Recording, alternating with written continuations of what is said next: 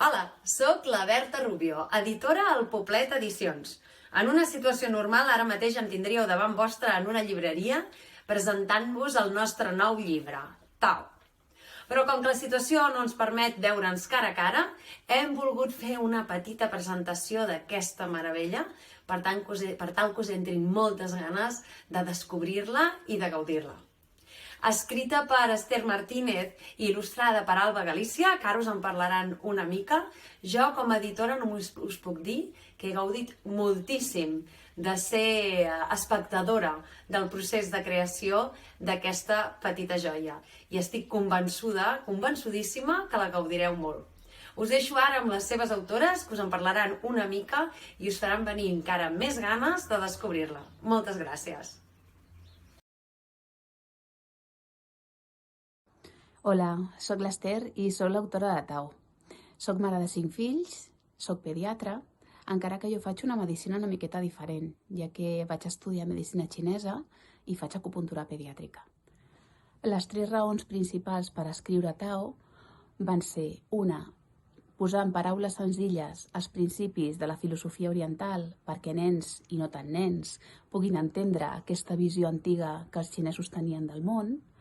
Per altra banda, donar resposta als meus pacients, ja que jo faig acupuntura i es basa en medicina tradicional xinesa, respostes a les preguntes que em feien, no?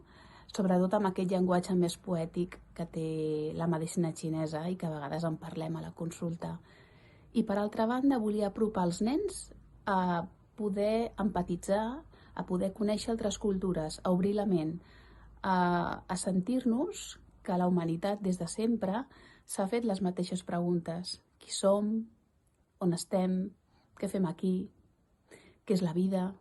Per què passen les coses?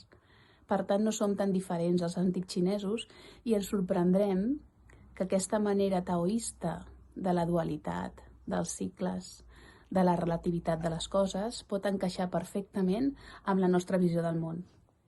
I també és un homenatge als meus pacients, a les seves famílies, als meus fills, que em feien preguntes molt interessants i que de vegades no era fàcil respondre.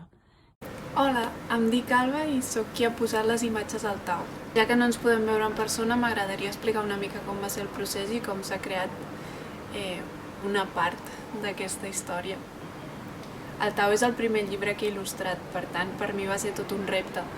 I no m'ha semblat pas fàcil, però sí que he pogut gaudir moltíssim del procés perquè he pogut disposar del temps que he necessitat per crear tot l'imaginari que envolta aquesta història, per provar tècniques, per descobrir com maneres de combinar la imatge amb el llenguatge escrit i per aquesta banda sento que ha sigut un projecte molt, molt maco.